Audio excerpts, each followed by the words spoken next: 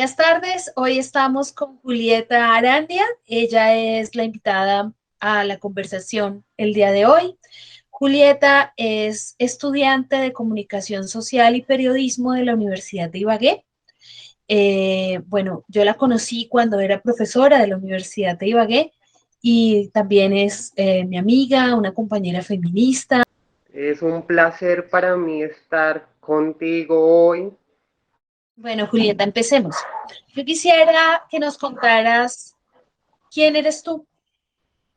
Pues yo soy Julieta, estudiante de Comunicación Social y Periodismo, eh, feminista imparable, hago parte de la Juventud Comunista Colombiana. Mm, También soy tía, hija, hermana, una luchadora por la defensa de las mujeres, porque creo que es bastante necesario en estos tiempos donde no hay garantías para ser mujer, donde nos están matando en cada momento. Entonces, pues eso es lo que soy. Julieta, cuéntanos un poco cómo fue tu infancia, ¿sí? Y cuándo tomas tú la decisión de hacer ese tránsito y cómo fue ese proceso. Mi infancia, como todas las infancias trans, pues siempre están rodeadas de incertidumbres, de miedos, porque pues no sabes, no tienes ni idea qué es lo que está pasando con tu cuerpo, tienes ideas pero no entiendes el por qué, y más cuando naces en una familia donde hay unas ideas cristianas o católicas muy fuertes. Pero pues siempre estuve rodeada de muchas mujeres, estuve eh, como con mucha, o sea, aparte de tener una familia como muy, o sea, muy arraigada a la religión, pues eh, siempre hubo como un poquito de empatía, ¿sí? Y muchísimo cariño. Entonces, pues me permitían ciertas cosas que a muchos varones no les permitían, ¿sí? Yo era de las niñas que jugaba con las muñecas con mis primas, ¿sí? Entonces, sí, aunque mi papá era un tipo demasiadamente violento, fue súper fuerte y durante el transcurso de mi infancia y adolescencia siempre me recalcaba cosas sobre algo que para él tampoco, o sea, que para él era algo nuevo, ¿sí? Porque pues a nadie se le explica o hay una carencia frente a temas de diversidad, frente a temas del género, ¿sí? Mi papá era un hombre que demasiadamente machista, eh, su sistema, ¿sí? Porque no era una familia, lo que tenía era un sistema demasiadamente opresor, donde ni mi mamá podía eh, disfrutar plenamente de derechos, ¿sí? Él le negó durante mucho tiempo trabajar porque esa idea de que el hombre es el que lleva el alimento y la mujer es la que tiene que cuidar a pues como a sus crías, ¿no? Un macho, macho, macho. Entonces eso también pues no me permitía durante mucho tiempo pues gozar plenamente mi infancia y mi adolescencia, hasta que empecé a entender qué era lo que me estaba pasando. Al principio yo pensaba que era solamente un gusto por el sexo que me impusieron al nacer, ¿sí? Que tenía el mismo gusto, pero no era así, ¿sí? No, no era, o sea, no era que yo fuera un chico gay, no lo era, ¿sí? Me atravesaba era otra cosa totalmente hermosa. Creo que lo más fuerte fue la adolescencia, no solamente por los cambios físicos, sino porque ahí fue donde más rígido fue mi padre conmigo, ya que pues yo era demasiadamente femenina, muy femenina y eh, creo que eso implica muchísimo daño, ¿sí? No solamente por la sociedad, sino para mi papá era un golpe demasiadamente fuerte. Fui una chica demasiadamente tímida, le tenía miedo a todo, a vivir inclusive, ¿sí? No, no me sentía a gusto. con nada de lo que me estaba pasando.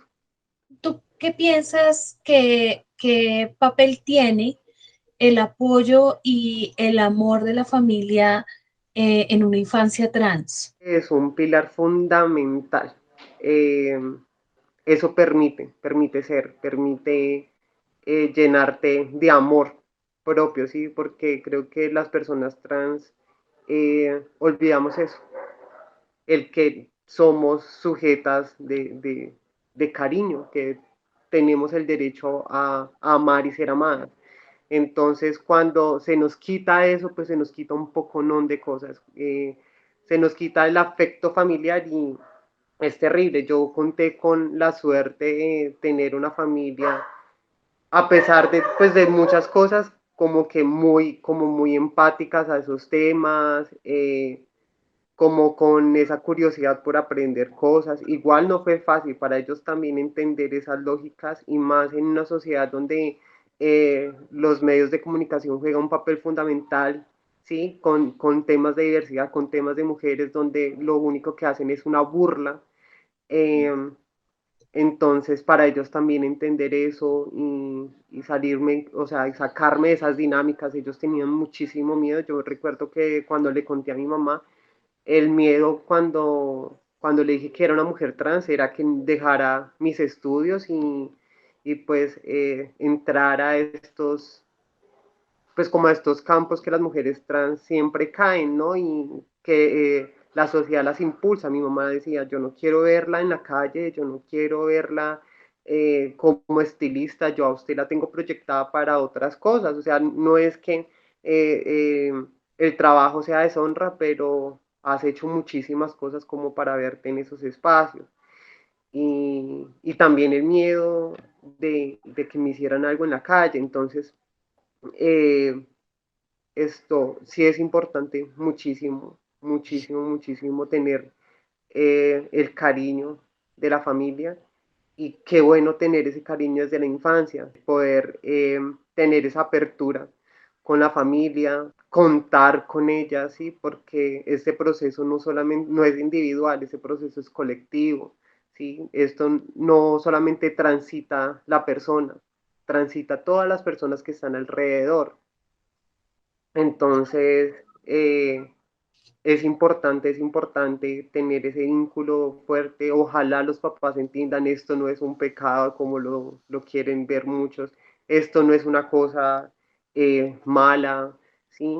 Creo que pues el ser humano es demasiadamente complejo para reducirlo solamente en cosas binarias, ¿no? Entonces, ojalá de ahora en adelante, ya que pues el tema del género es mucho más abierto en estos tiempos, las personas trans ya no es un tabú, ¿sí?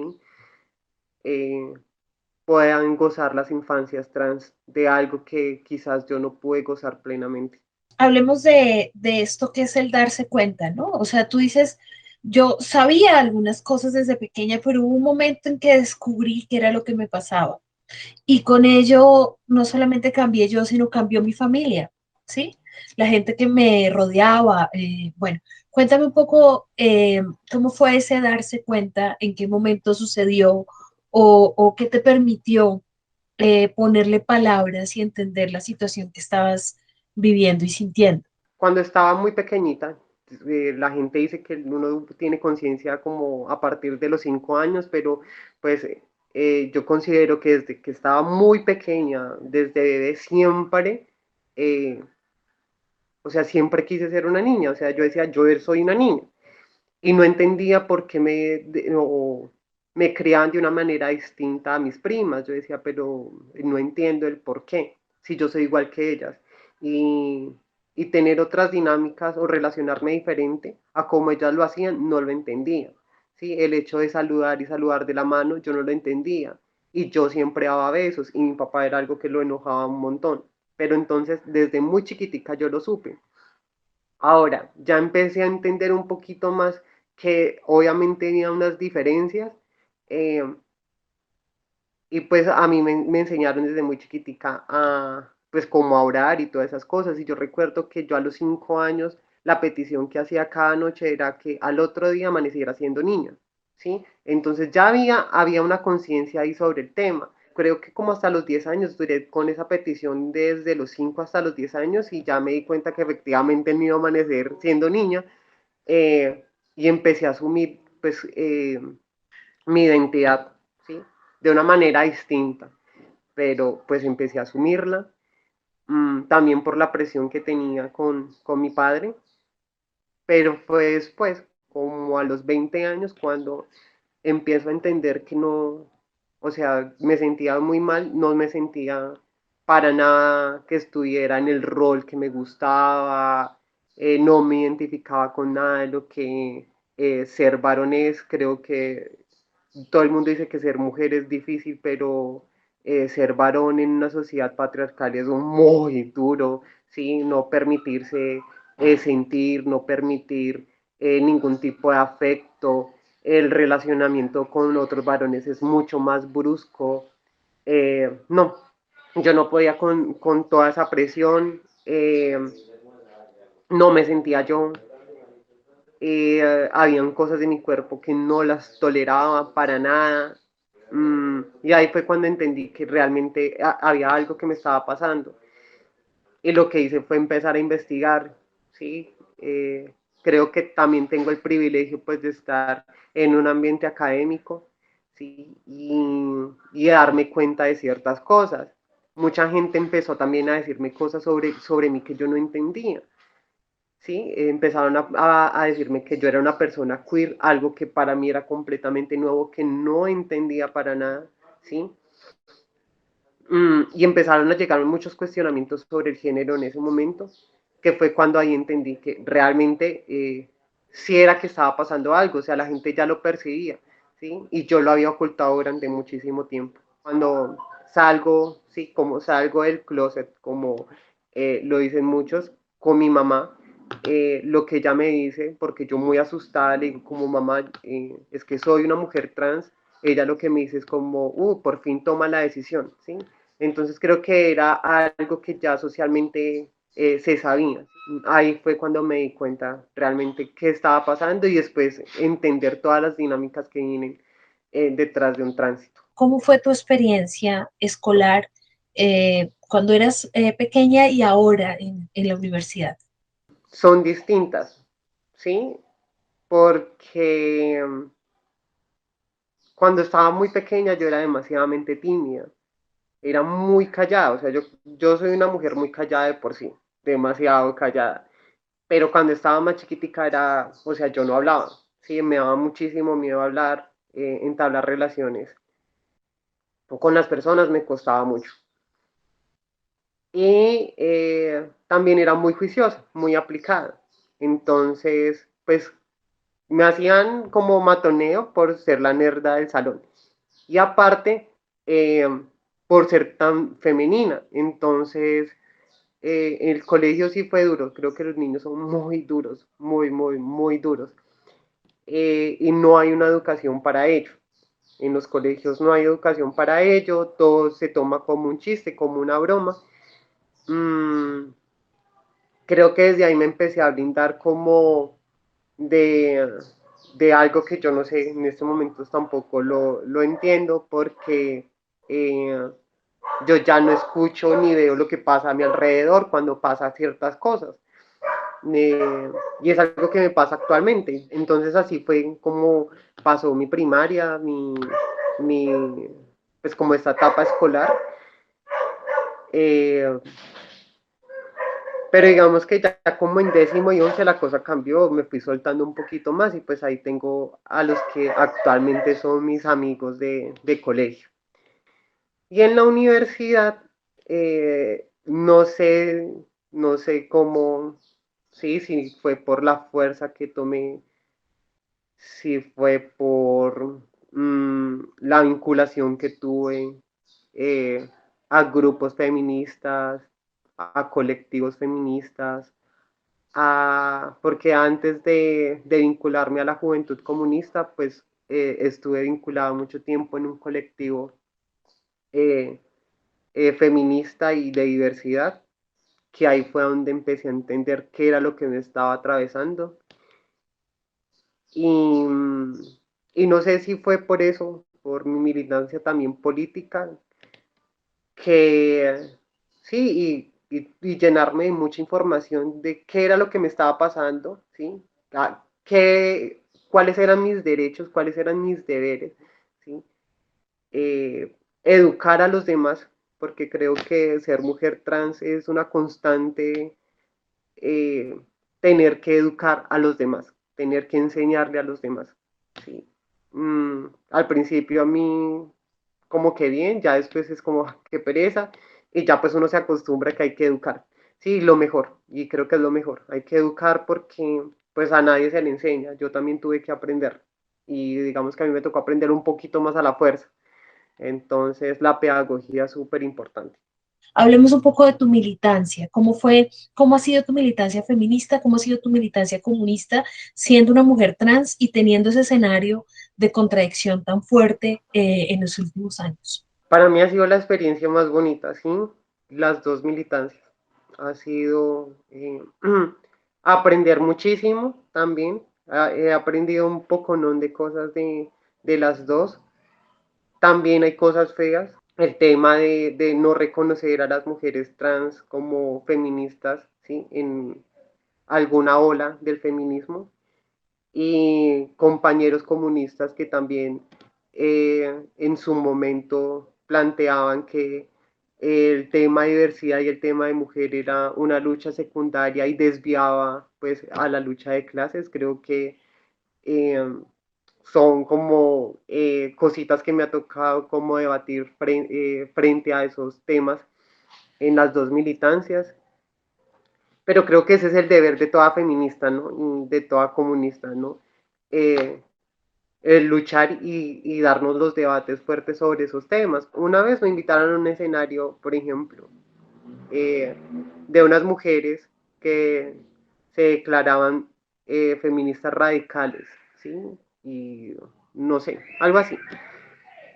Y pues ellas, estas chicas súper rayadas con las mujeres trans, que efectivamente no son, que no eran mujeres y que tampoco podrían ser feministas porque teníamos unos privilegios a la hora de nacer y bla, bla, bla, bla, bla. Pues me invitaron a mí a hablar y yo me presento como feminista radical en ese espacio. Sí, entonces, pues yo les dije, sí, yo soy un feminista radical porque, pues, como toda feminista, vamos a la raíz, ¿sí? La raíz es luchar contra el patriarcado y eso es lo que nos une acá. Ahora, no sé si acá hay otro tipo de feminismo radical que no entienda, que no sé qué. Y ahí empezamos, y fue una confrontación fuerte con estas mujeres que al final entendieron, ¿sí? Porque contarles mis experiencias, que desde muy pequeñita me ha tocado que lucharla también por el tema de mi cuerpo, por el tema de cómo expresarme, ¿sí? Como la interacción que hay, pues también es algo que también a las mujeres les pasa. Y bueno, y un sinfín de cosas que también ellas se dieron cuenta como, uy, sí. Y les dije, yo no entiendo ustedes de cuál privilegio me están hablando, si privilegios, privilegios yo no he tenido, ¿sí? De hecho, si tenía algún privilegio para, para el patriarcado, fue como la peor traición, porque las mujeres trans somos las peores traidoras del patriarcado. Entonces, pues no sé ustedes de cuál privilegio me están hablando. Sí, creo que somos más golpeadas, sí, por el hecho de ser mujeres trans. Ahora no estoy diciendo que las mujeres cis no sean golpeadas, también creo que nos golpea a todas y a los hombres también nos golpea eh, demasiadamente fuerte y a la población LGBT. Entonces, pues ahí me he podido dar como pelas y luchas con estas chicas y han entendido un poco que las mujeres trans también tenemos cabida dentro del feminismo, mmm, y ya. Y dentro de la juventud comunista, dentro del partido, darnos la lucha también para que ellos entiendan, para que los viejitos entiendan la importancia que tiene la lucha de las mujeres y la lucha del sector LGBT, porque pues ya no, O sea, hay muchas cosas que se hay que replantear dentro del partido, que efectivamente están reconociendo, ¿sí? Que reconocieron en el Congreso, reconocieron muchas cosas. Para algunos les cuesta, ¿sí? Y creo que pues es entendible porque toda una vida como con cosas, en un sistema pues eh, patriarcal como este, donde el micromachismo también pues está muy presente, aunque sea un partido de izquierda, pues también hay micromachismos, hay machismo, hay cierto tipo de cosas, pues ellos entender eso, pues ha sido algo complejo, pero es algo que hemos avanzado.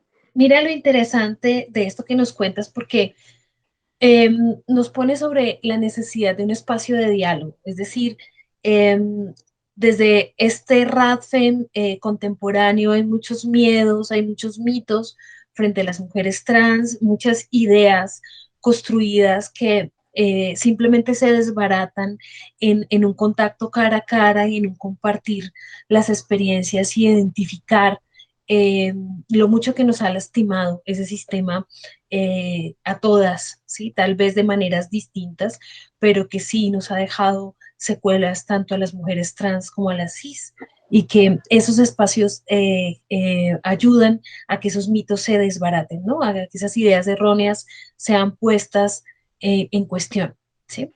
Hablemos un poco de tu lucha por conseguir acceso a la salud, ¿sí?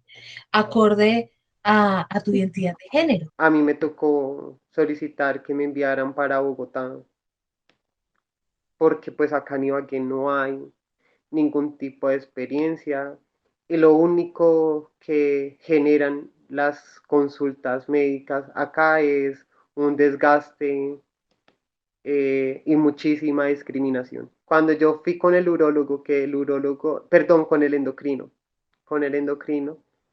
que es el que se encarga de ver todo el tema hormonal de las personas trans, cuando yo le solicité que necesitaba, porque yo llevaba ya un tiempo tomando hormonas, que necesitaba saber qué era lo que estaba pasando dentro de mi cuerpo, porque yo estaba teniendo una ingesta de medicamentos, de hormonas, de bloqueadores, de todo esto, pues necesitaba saber qué estaba pasando. Y lo que él me contesta, que yo no entiendo por qué si uno pregunta una cosa le contestan otra, es que él no me va a poner ni tetas ni culo, así, en esas palabras. A lo que le contesté fue como, si yo quiero tener eso, pues yo voy a un cirujano plástico que es el encargado de poner eso. Yo solamente quiero que usted me revise el tema hormonal. Y esto pasó con el endocrino. Y este tipo de respuesta fue básicamente todas las respuestas que tuve con los otros especialistas en Ibagué. Solicité por medio de tutela que se me enviara para otro lado y se me envía para Bogotá, donde hay un grupo interdisciplinar eh, que atienden a personas con experiencia de vida trans y el manejo es muchísimo mejor, ¿sí? Digamos que te ponen a prueba durante un tiempo, creo que eso también pues es completamente cuestionable. Yo, Julieta, no estoy a favor de eso, pero pues me imagino que por cosas, no sé, lo hacen. Hay muchas trabas también para poder empezar los tránsitos de manera exitosa, de manera efectiva. Una persona trans cuando empieza a transitar no lo hace porque sí, creo que es algo que se viene pensando desde muchísimo tiempo atrás, desde toda la vida, y llegar allá que te cuestionen todo, pues es complejo y no se haga nada. Entonces, pues eso fue lo que me enfrenté en Bogotá, pero pues se me empezó a dar cosas más rápido que en Ibagué, pero no con la velocidad que yo quería. Creo que para la pandemia para muchos fue algo duro ¿sí? Creo que para todos fue algo demasiadamente duro. Para mí fue toda una sorpresa porque a mí me llamaron en mitad de año a decirme que efectivamente me iban a realizar todas las operaciones, que tenía que ir a Bogotá a citas médicas cuando la gente no podía viajar, no sé qué, yo pues una locura. Yo me fui y eh, pues hice como todos los trámites y felizmente el 18 de enero me agendaron, el 18 de enero de este año me agendaron eh, la primer cirugía, que ha sido pues la cirugía que más quería, eh, con una parte de mi cuerpo que no deseaba y que me ha hecho completamente feliz. La psiquiatra me dijo que eso no iba a cambiar mi vida, ¿sí? Que no iba a solucionar los problemas de mi vida, pero creo que el gozo que tengo con mi cuerpo en estos momentos, el amor que le tengo, ¿sí? Es completamente distinto la forma como me relaciono en este momento con la sociedad. No sé, mucha gente me dice que he cambiado también físicamente, pues yo la verdad me veo igual, pero, pero ha sido un cambio. Yo no sé si es porque ahora estoy demasiadamente feliz y eso proyecta también muchísimo, entonces, no, o sea, la cirugía sí cambió mi vida, sí. La cirugía no solucionó mis problemas, sí, hay muchos problemas que tengo en mi vida, como todas las personas, pero me restó un problema menos, ¿sí? Entonces, pues nada, eh, y creo que eso también es un llamado para las chicas a que sí se puede, sí, sí se puede transitar en Colombia, sí se puede hacer a través de la EPS, no dejen cerrar esos caminos que estamos abriendo, sigan luchando, eh, y ya, sí se puede, sí se puede. Una última pregunta que quiero hacerte es cómo es esa nueva relación con este cuerpo que ha sido intervenido para acercarse más a lo que tú sientes que debería haber sido. Mm, Es que ha sido toda una locura, o sea, han sido 2 meses de descubrirme, ¿sí? De explorar muchísimas cosas sobre mí. No, no entendía la magnitud de la cirugía hasta que me pasó, ¿sí? Yo pensé que era solamente una cuestión como física, ¿sí? Más de apariencia, ¿sí? Pero ha cambiado todo, todo por dentro, todo. Mm, pues los retos los primeros meses para poder hacer cosas que para todas las personas es normal, como ir al baño y poder hacer chichi tranquilamente, pues yo no podía. Eh, Entender qué era lo que estaba pasando, me dolía mucho al sentarme, no entendía por qué o cómo debía sentarme. Eh, y también, y es algo que hace, o sea, aparte de que hay cosas súper bonitas, también hay algo que me surge como mucha pregunta y es el tema de la virginidad de las mujeres, ¿sí? Porque ahora a mí lo que me pasa es que eh, se han acercado como ciertos hombres también por tener una relación un poco más íntima conmigo, ya que pues mis genitales fueron modificados, ¿sí? Y todo lo que desenvuelve pues tener una vagina. Entonces creo que también ha sido como interesante ver ese punto de vista, cómo el relacionamiento también ahí con varones cambia completamente. Eh, mm, y todo ese mito que hay con el cuerpo, con la sexualidad, cómo hay que esa parte hay que cuidarla y tenerla como un tesoro y todo eso que yo, pues antes a mí no me decían ese tipo de cosas y entender también lo que estaba pasando con mi cuerpo, eh, la alegría que sentía, no sé, yo sentía muchísima alegría todos los días, mmm, a pesar de muchas cosas que me estaban atravesando en ese momento, sí, mucho dolor, eh, sofocos. Últimamente lo único que mantengo es sofocada con muchísimo calor, pero aparte de eso físico, pues entender esa alegría y esa euforia que tenía, eh, sin explicación alguna, porque pues yo decía, pero si me duele tanto porque estoy tan feliz, ¿sí? Y es porque por fin, no sé si fue por 4 años y por fin logré mi cirugía, o porque después de 27 años, eh, con una parte de mi cuerpo que no me gustaba y ahorita es modificada, me siento feliz. Es más, mi cuerpo lo agradeció tanto porque voy para 2 meses y estoy completica, los dolores fueron soportables, todo ha sido como, o sea, sí he sentido dolor, pero todo ha sido soportable, mi cuerpo ha reaccionado completamente bien, la sanación, la curación, todo ha sido súper bien. Entonces, no sé, o sea, para mí este momento de mi vida es el momento más feliz y el mejor momento.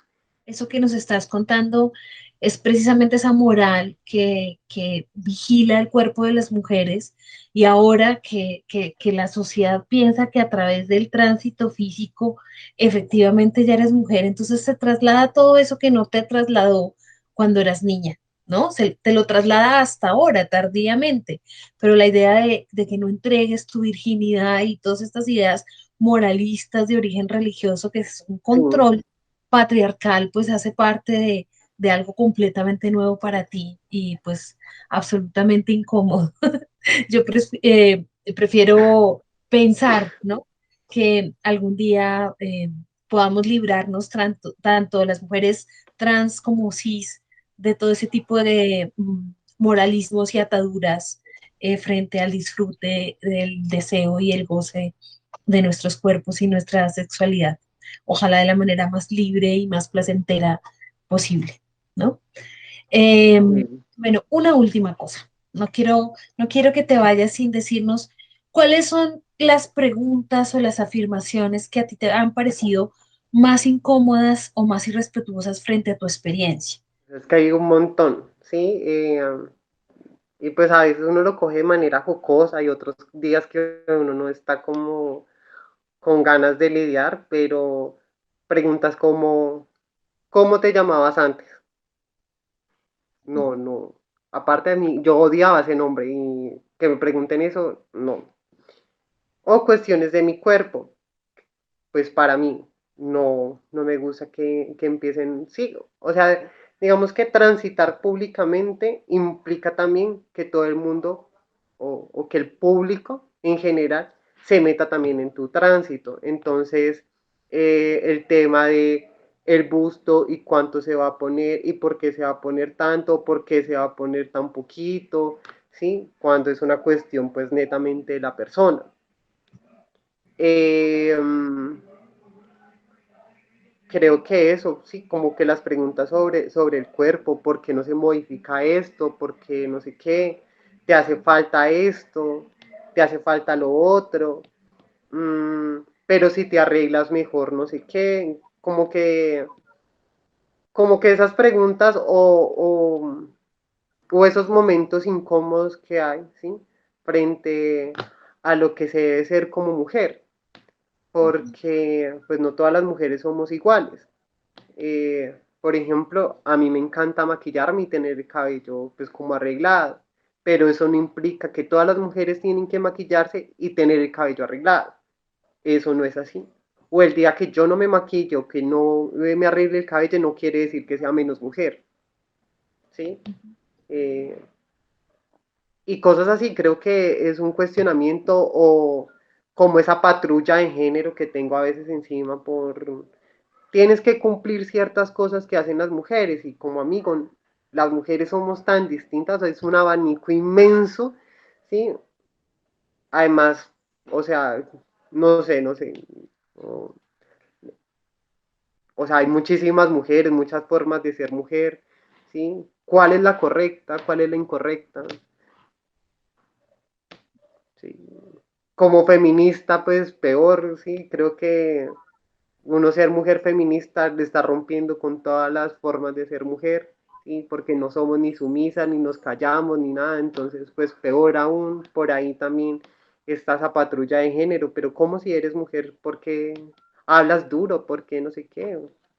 Deberías callarte y calladas nunca. Ya fue mucho tiempo en silencio, muchísimo tiempo que callé. Muchas gracias por tu lucha. Yo sé que estás abriendo camino para las demás niñas trans que están iniciando a reconocer su, su identidad en un contexto que tal vez no las entiende. Entonces, gracias por contarlo públicamente, por tu lucha, por tu valentía, por tu fortaleza y por todo lo que nos has enseñado a las feministas sobre el ser mujer trans. Yo he aprendido mucho, mucho de ti y bueno, conmigo cuentas, con nosotras cuentas, siempre serás bienvenida en todos nuestros espacios. Tú eres una más de nosotras y bueno, pues contamos contigo para seguir adelante hasta que veamos caer y arder el patriarcado. Muchísimas gracias, siempre estaré ahí, siempre comprometida con las mujeres incondicionalmente.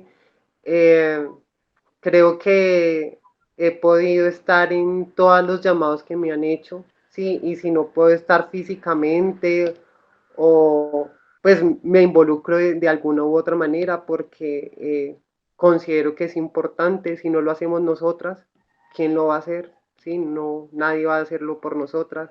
Entonces, entre más me inviten, pues más nos metemos eh, hasta que el patriarcado se caiga, hasta que lo quememos. Un abrazo y bueno, gracias. Hasta luego.